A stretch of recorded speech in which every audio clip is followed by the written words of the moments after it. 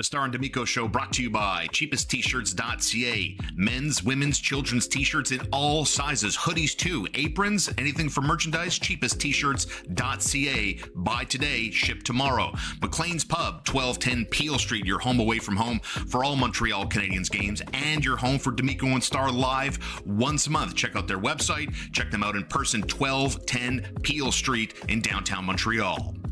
LittleBearOnline.com. Chuck and Evie and they're an amazing staff care about your pet as much as you do. Curbside pickup, local delivery.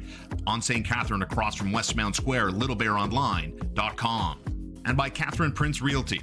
Remax Platine certified broker, the best in the business. South Shore, moving to Brossard, moving to Montreal to be closer to the Montreal Canadiens. Check out our website, Catherine with a K, CatherinePrince.ca. Just want a home evaluation? None better than Catherine Prince.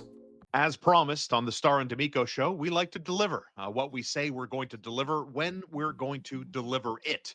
And boy, oh boy, I mean, we've been talking about this for a while, and I always love it when you and I talk about stuff and the national NHL reporters, pundits start going mainstream with us. And if that's not an obvious hint, I don't know what else I could say, Marco. Let's talk about the 2C trade market rounding into form as we go into the month of November with the Canadiens' first month of the season now in their rear view. Let's start with widely respected TSN hockey insider Pierre LeBrun believing the best fit for the Montreal Canadiens to fill the 2C void is Calgary's Nazem Kadri. Your reaction to Kadri, and is he the ideal fit for what he brings as a player to where the Canadiens currently are at? Yeah, I mean, Pierre said that Nazem Kadri was one of the players that was discussed within the Canadian circles this summer. So basically, as we alluded to and what I reported during the summer, the Canadiens basically made themselves a list of potential available centers, made some calls to see who would be available, and are basically just keeping tabs until things move, teams decide to change their trade direction, organizational direction, etc. So where are we with in this process? Well, the Calgary Flames have not gotten off to a good start. Not at all. And I mean, part of it is Dustin Wolf is somewhat come back down to earth, but also from an offensive perspective, they're just not there. So the Calgary Flames find themselves with an aging core. It's obvious to fans. Fans are clamoring for them to embrace the rebuild right now. Ownership, not necessarily as gung-ho about it from what I'm being told, especially with the new arena coming in Calgary as soon as September 2027. They want to have a half-decent team by the time that happens. So a full rebuild might not be in the cards for them. But what about a reset? Mm-hmm. What about packing it in this season, drafting high, potentially getting a superstar player in Gavin McKenna, Keaton Verhoff, Ivan Stenberg, Ethan Belchetz, you name it. That could go down the list of this 2026 draft. It's stupendous. Why not? And then come back right at it next year, but with a new elite piece added to your core that can help that transition and lead the next generation of Flames. That's the way a lot of teams are arguing right now, is that, maybe we just pack it in this season and we come back next season, right? Well, this is where the Calgary Flames are at right now. They've done a really good job of drafting guys, here and within the lineup. I thought they had a really good 2025 draft in LA. I think drafting Zane Parik 9th overall is one heck of a get for them in the 2024 draft. So they have the elite pieces, but now you got to start kind of moving that process along. You've been trying to get younger. We saw it happen with the Kuzmenko trade last year, where they brought Farabee and they brought in Frost. Well, you have Rasmus Anderson that looks like he also would welcome a trade. You're going to lose a lot of guys. So everyone's kind of looking at Calgary and looking potentially at Kadri and being like, So I got a couple of issues when it comes to the way that Kadri looks, or the way that Kadri is perceived, right? Obviously, 35 years old, is signed until he's 39, $7 million cap hit, modified no trade clause. He has a 13-team no trade, so 18 other teams are fair game. But for the Montreal Canadiens, worry not, we have confirmation that Nazem Kadri does not have the Montreal Canadiens on his no trade list. So it adds up to like what a lot of commentators have been mentioning. his fanboy days from when he was a young hockey fan, um, supporting the Montreal Canadiens, and the pushback, right? When you put this on social media earlier in the week, the pushback was no, thank you, no, thank you, no, thank you. And I'm like, wait, hold on a second. I get that. He's in the middle of his 7-year deal at a cap hit of $7 million, right? So beyond this season, you're looking at 3 more years of 7 million before he becomes an unrestricted free agent. But like Yes. my initial reaction to this is I think it would be a great fit. I really do. I think it alleviates a lot of pressure. And what puts it over too is like, why wouldn't you want to come to Montreal? What the Canadians have done and what they're going to do, I think, is very legitimate. It's not a smokescreen by any stretch of the imagination. And when Pierre LeBrun pointed out, his grittiness, for sure that's the style he comes with. But given the fact that he hasn't been in the playoffs in the last 3 consecutive seasons and ever since he left Colorado to go to Calgary, he's got 44 playoff points in 52 playoff games and 19 goals in the postseason. Like, man, so many boxes get checked to fill a void for a guy who doesn't play a soft style of game. Like off the hop, salary cap, I get it. I think it's a Yeah. digestible number. I love the attitude and I love the presence that I think he can bring to Montreal to round this team out for what they hope to be a top 3 finish and clearly a deep, hopeful playoff run here. Yeah, like I don't know if this would be option A for the Canadians. And I think that there's less anxiety towards getting a 2C right now. Yeah. Like would the Canadians be interested if Kadri were made available? Yes. But think of it as like going to an auction. You see something that comes up on the auction board, you're like, oh yeah, that looks nice. But then you see what everybody else is bidding for, and you're like, yeah, okay, maybe not. That is potentially what could happen here because getting Nazem Kadri, if made available, would not come cheap. Like there No. would probably be a market drummed up. You'd be looking at minimum a 2026 first round pick plus at least another asset. And the thing is that if people are iffy on the cap hit, if you want Calgary to retain on that, then there might be a sweetener involved as well too. So the way that I'm looking at it is thus: have the Calgary Flames and the Montreal Canadiens had conversation on Nazem Kadri in the last little while? Yes. Is it constructive trade discussions? No. It's about keeping tabs and just seeing what's available and seeing what teams are thinking about. And they wouldn't be doing a good enough job if they didn't. That's where the smoke is coming from. Now, is there tangible trade discussions happening? That remains to be seen. We're still working to figure that out. But I'm also on the fans that are erring on the side of caution here. I understand their point of view as well. The age does not match the core, right? No. The Montreal Canadiens strategy in this case would be a soft transition where Nazem Kadri would be the 2C today and in the immediate future. And that would eventually alleviate pressure off of Michael Hage that can come in nice and easy as a 3C. Totally. And then eventually what ends up happening is the two switch spots. Now, 3 years from now, the salary cap is going to be north of 130 million. So 7 million on the salary cap is going to be worth approximately 5.5% of the salary cap, which is what third line centers are basically making now, right? 5%.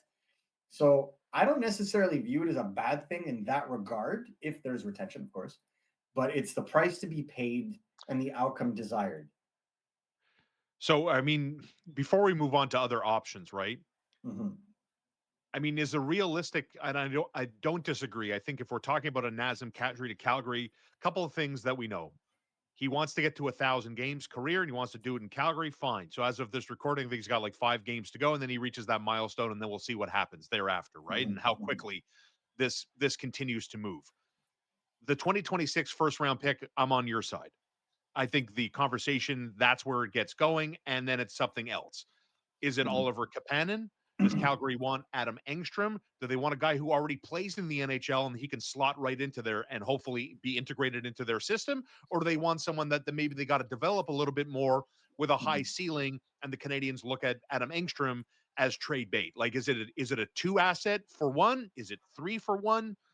Like, I don't know about the quantity, but I could tell you what I know are the organizational needs that I've been informed of. young left shot defenseman, Yeah. young right shot centers. The Canadiens have a couple of those on both ends, right? So, like, the fit, the assets would make sense. My question is simply thus: is this the most optimal trade that the Canadiens could make for a 2C? Seeing as even without a bona fide 2C, they are already one of the best teams in the NHL right out of the gate, Right. right? Like, if Nazem Kadri becomes available and is made available before Christmas, which is what a lot of this is hinting toward, there is going to be an all-out war in terms of just an auction sale for him. And if the bidding process gets insane, his no movement clause, like, this isn't going to be a situation like Dobson, where Dobson used the threat of not wanting to extend with the team to say, you trade me there, fine, but then I'm gone in a year, to get them to ward off. You can't do that with Kadri. Kadri's got 18 other teams that he could be, or 17 other teams that he could be traded to that aren't on his list. So that's going to open up a major market, and it's a 2C. Like, yes, assuming Vancouver is not on that list, right? Vancouver would throw the kitchen sink at him. Everything. And the kitchen sink at him. Yeah, but it's going to be a fanboy take, though. Like, in all honesty, if you're Nazem Kadri, you're going to leave Calgary. And again, I'm going to try to get into his head, which is always a dangerous prop. But like, and I know I'm biased towards the Canadiens, but like, seriously, I'm taking Montreal over Vancouver, and I'm doing that twice on Sunday, 1v1. If both teams aren't on his list, he doesn't have a choice. Yeah, fair. I understand. Yes, but again, like, he's been in the league for a long time. Like, I would, NHL clubs are about doing players solids, right? Like, if he says, I don't want to go to Vancouver, I'd rather go somewhere else. I'm sure Calgary's going to at the very least try. Do I think Nazem Kadri finishes the year in Calgary? No, I agree. No, I do not. Do I think Nazem Kadri is going to be traded to one of the many teams we've talked about that is desperate for a 2C? Absolutely. Right. Do I know that to be Montreal 100%? I don't think so. I think Montreal would be interested, absolutely. But if the price point is ridiculous, is this the player you're going to overpay for? Right. This is where you're going to draw your line in the sand? Probably not. No. No disrespect to Kadri, but probably not. I'm asking it out loud. I'm not insinuating that they would or would not. I'm just saying, is this where you're going to do it? Is this the player that's going to put you over the top, or is this? And are you willing to pay the premium it's going to cost you for what is essentially a springboard for Michael Hage? Right. And then, you got to hope that Michael Hage does develop into a 2C, or else you're having that same kind of discussion with way less assets 2 to 3 years from now when Kadri the game starts to go down. But one thing I will add that kind of brings me to pause here: Nazem Kadri in the playoffs is a tough customer. Amen. And Nazem Kadri in the playoffs, but if Arbor Jackey's penalties are driving Martin St. Louis nuts, could you imagine Nazem Kadri if he goes back to the playoff antics that he has and the suspensions that he's gotten? Yeah, I asked Darren Dreger about that, and he's like, he's not. Yes, he's a gritty player, but he's not that same guy that was running around acting a fool. And certainly, if you go back to his Toronto days, he's not that guy anymore. I understand the player's mature. I 100% agree with that. But we're talking about a player that 3 years ago or 4 years ago was suspended in Colorado, right? Like, it's the same. It's a worthwhile thing to look at, because there is. I don't disagree. A player assistant, even with the player defense program, like the disciplinary committee, he has a case. Yes. So if anything happens, they're not going to give him the benefit of the doubt because he's a changed man. Like, they're going to be like, "Hey, buddy, you almost took somebody's head off 4 years ago. You almost did it again. Bye-bye." So is that a potential liability in the playoffs as well? And does that become more of a problem once the physical aspects of his game don't continue to add up? So it would be a fun fit if he were 30 and not 35. I think it would be an immediate fit. Yeah, there goes the asking price. I don't think the asking price is that much different. If he was 30 years old? Oh yeah. I don't think it's that much different given the clause, given the situation, and given the market for centers right now. It's gonna be a premium for these guys. It's gonna be a premium because there's so few available. And I feel like the Canadiens are the type of team, for example, that were hovering around Dylan Cousins, right? And hoping to find a deal there. And ultimately, they had to settle for what the Sabres had to settle for what Ottawa gave them. But I'm looking for a situation like that where the Canadiens were one of the only teams that had the cap space to do a trade like that and had assets to do a trade like that. Like, that's what I'm looking for. That opportunistic moment. And I just don't know if Kadri is that opportunity for them, considering that they're going to have to pay a very high price to get him. Mm-hmm. So that's why I'm with, like, on paper today, he'd be ideal for the Canadiens on the second line. He'd be great for Demidov. He would make space. He would crash and bang. He would be able to finish his plays. This is a 35 goal scorer. Like, this is a guy that today could do great. Yeah. But if you're the Montreal Canadiens, are you paying that kind of price for a player that's playing a premium position, but not guaranteed to do that for the full 3.5 rest of the years that you have after acquisition? That's the risk. So if we move down the list, right, as the 2C trade market gets, I don't want to say clearer, but making progress, right? It's so materializing. We go to one extreme to another. He's in year 3 of a 4-year deal. He's got 9 points through 11 games.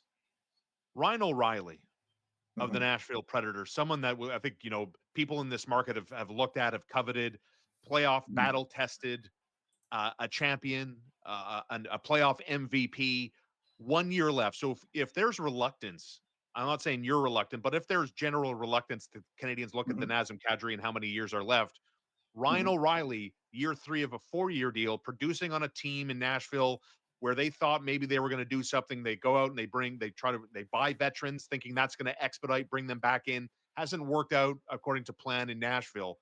What about the Ryan O'Reilly option for the Montreal Canadiens? I think Ryan O'Reilly is an overall better fit and less of a risk for the Montreal Canadiens, just because obviously you don't have the tail end of that contract. You can choose to extend him if you wish, and that's up to them. It'll still be a high acquisition cost if it ever does happen, because Barry Trotz would not give him away. The New Jersey Devils tried to get him last year's trade deadline, and the price was very high. So all I would say is, when it comes to Ryan O'Reilly, I think, one of the things that has me iffy on Nazem Kadri as well is the face-off percentage is not necessarily optimal at all. The face-off percentage is very optimal with the Ryan O'Reilly. Like, he would completely revolutionize the Canadian center line and make it one of the better center lines in the face-off circle just with his simple acquisition. That is worth money in the playoffs. But again, you'd be paying premium assets for a player that 18 months from now could be gone. So there is that risk again when it comes to the long-term vision of this. Are you willing to pay premium assets for a stopgap for Michael Hage, right? Because then you would assume that Michael Hage is your number 2. But then you're putting way more pressure on Michael Hage, because now it's like, we paid all this money, we paid all these assets to buy you time. Do we expect you to deliver on our investment? Like, I don't know that necessarily sends the right message either, right? Like, and so this is why, like, a Nazem Kadri's extra years is also kind of like a semi-insurance policy / risk element, because if Cage needs an extra year, well, it's not the end of the world necessarily. They could be like 2A, 2B centers. But if you go after a guy like Ryan O'Reilly, then, you're setting yourself up for something that potentially could end very soon. We're talking about the Nashville Predators. There's another center, or a player that used to play center or can play center on the Nashville Predators that may want out. Are you really going to say his name right now? Steven Stamkos. Wow, you said it. Okay, you said it. You know, Usually you leave that up to me. I've heard rumblings that if the Nashville Predators decide to double down and start selling off some guys, and Barry Trotz has basically indicated that, you know, if things don't start working out, you know, he may have to make bigger changes. Well, I don't think a guy like Steven Stamkos is going to want to stick around. Yeah, no doubt. And, you know, Steven Stamkos is the kind of guy, for example, that I think would look really good in Toronto. Toronto is looking for a top six guy that they can put on their wing on their top line. He'd look great next to Austin Matthews. But does Toronto necessarily have the assets to go and get him? They do, but then that's it. they've got nothing else for the next couple of years. I'm even surprised they do right now, in your opinion. I wasn't expecting. I mean, like your point's well made. I mean, they miss Mitch Marner, and to me, it would be a nice little obvious get for them. If they dangle Easton Cowan, if they dangle Ben Danford, if they dangle, their first round pick in 2028 or 2027, I forget which one is next. It's still on the table. It still works for Nashville, right? Like I don't necessarily see a problem there, but again, like with a guy like Stamkos, if I'm not mistaken, I just want to double check before I say this, but I'm pretty sure he has a full no movement clause as well.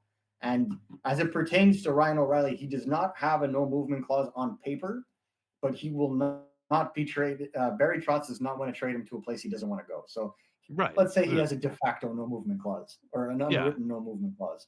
Well, it's that thing. It's the Jeff Petrie clause. Like they made him a promise. Like we're just not going to trade you to a bum team. We're going to do our best to accommodate. Where do you want to go, Jeff? You want to go back to Michigan?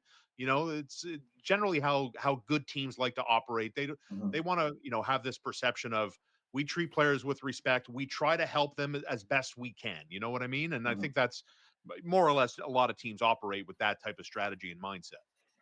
Yeah, and I think with a guy like Stamkos as well, he has the third year, right? So it's not just like this year, next year. He's got this year, next year, the year after, right? And at $7 million, $8 million cap hit, it's kind of understood. Like to me, Stamkos would be a really strong element for the team, but for me, it's the defensive side of the puck that leaves me wanting when it comes to Stamkos. Yeah, and we talk about the connection of getting Demidov going, right? So, like, if we transition from the Nashville Predators and going to another team where Kent Hughes has already done business with, you mentioned his name earlier in the conversation. He would be number one on my list, but it's also fantasy land. No, not Sidney Crosby. Bo Horvat of the New York Islanders, who's in year 3 of an 8-year deal.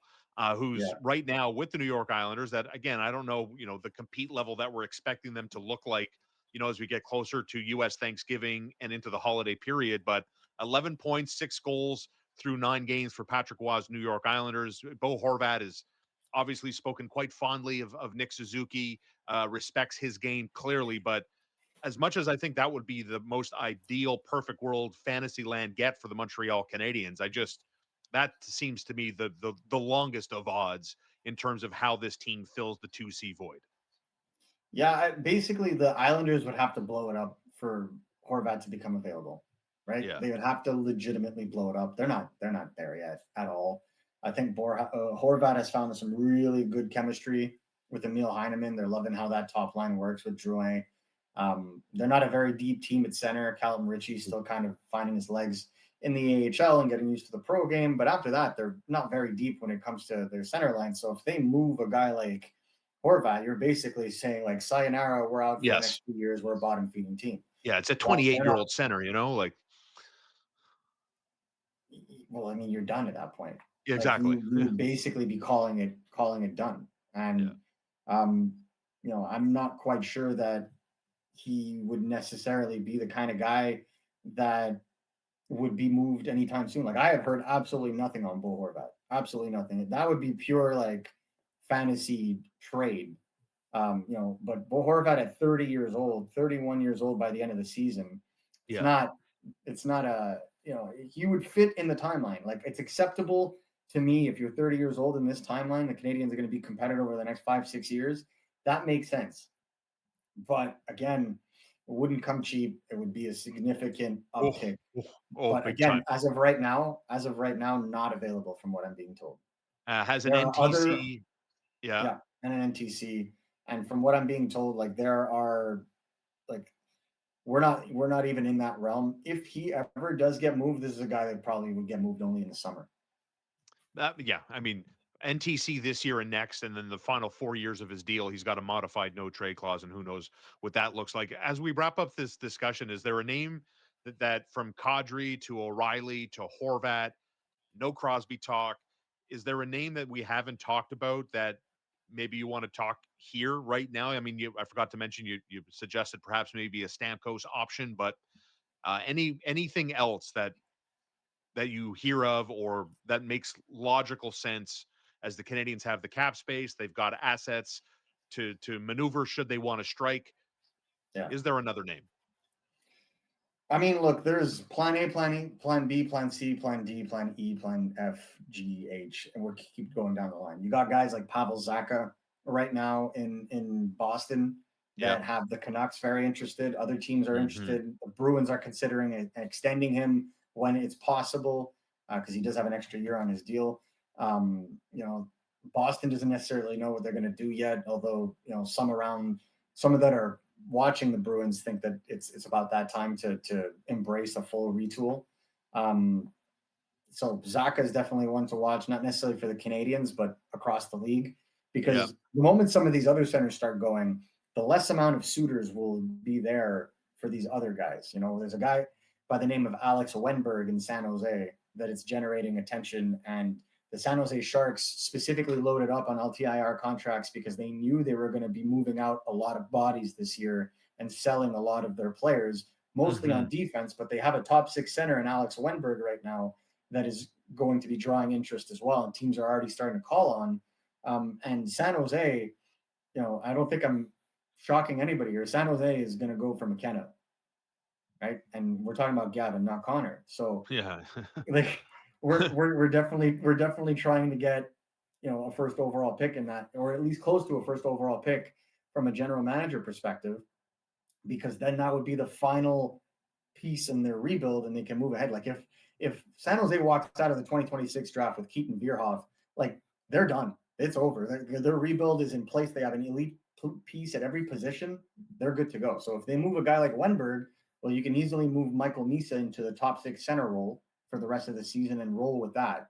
So it makes a ton of sense from San Jose to be able to move on from him as well. So those are just some of the names that are starting to come up. The other team that I'd like to keep an eye on, and I've been told to keep an eye on ever since this summer, and it's proven correct, the St. Louis Blues. The St. Louis Blues, Braden Shen was already in discussions. Rob Thomas not having necessarily the best start to the season. Jordan Kyrou, the Canadiens were confirmed. I did report this, and other outlets have also subsequently confirmed. Jordan Kyrou was a target of the Montreal Canadiens as well. So could they circle back in those situations if the Blues, who continue to be bad this season, embrace their retool and go a little bit deeper in trying to revamp their lineup, because they've drafted very well, but unfortunately on defense it's still aging, and they could use a little bit more reinforcements after Fowler and Parayko. Well, all that to summarize, the trade market is starting to take shape. The Montreal Canadiens are more than just competitive. I think they can be real players in terms of bolstering the depth down the middle. And look, no disrespect to Kirby Dach, but this team is making some big progress, and I think they're ready to take a next big step. Keep it locked to this channel as things continue to move. We'll be on top of it and cover it like a blanket. No doubt about that on the Starr and D'Amico Show. There's Marco D'Amico. You can follow him at D'Amico at RG Media. And of course, thanks for subscribing to the channel and supporting our sponsors. It means the world to us. And don't forget our Sunday lives every Sunday at 10 a.m.